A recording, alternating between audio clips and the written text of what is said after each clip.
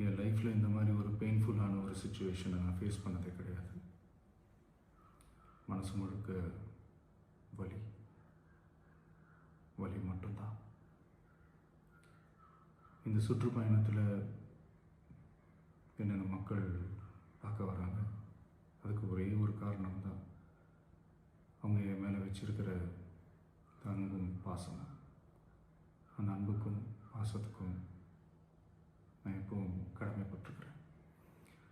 அதனால தான் இந்த சுற்றுப்பயணத்தில் மற்ற எல்லா விஷயங்களையும் தாண்டி மக்களுடைய சேஃப்டி, அதில் எந்த காம்ப்ரமைஸும் பண்ணிடக்கூடாதுன்றதுக்காக தான் அது என் மனசில் ரொம்ப ஆழமாக இருக்கும் அந்த எண்ணம்.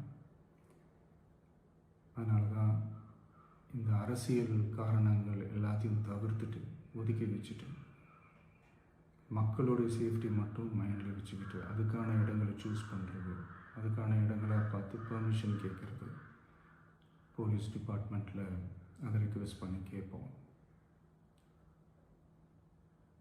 ஆனால் நடக்கக்கூடாதது நடந்துருச்சு. நானும் மனுஷன் தானே.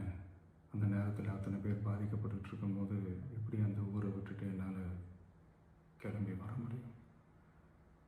நான் திரும்ப அங்கே போகணும்னு இருந்துச்சுன்னா அதை ஒரு காரணம் காட்டி அங்கே வேறு சில பதட்டமான சுச்சுவேஷன்ஸ், வேறு சில அசம்பாவிதங்கள் அந்த மாதிரி எதுவும் நடந்துடக்கூடாதுன்றதுக்காக தான் நாங்கள் அவாய்ட் பண்ணோம்.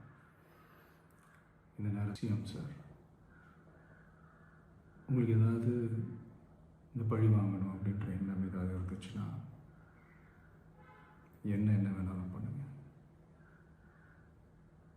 அவங்க மேலே கை வைக்காதீங்க. நான் ஒன்று வீட்டில் இருப்பேன், இல்லை நான் ஆஃபீஸில் இருப்பேன். என்ன வேணாலும் செய்யுங்க. நண்பர்களே, தோழர்களே,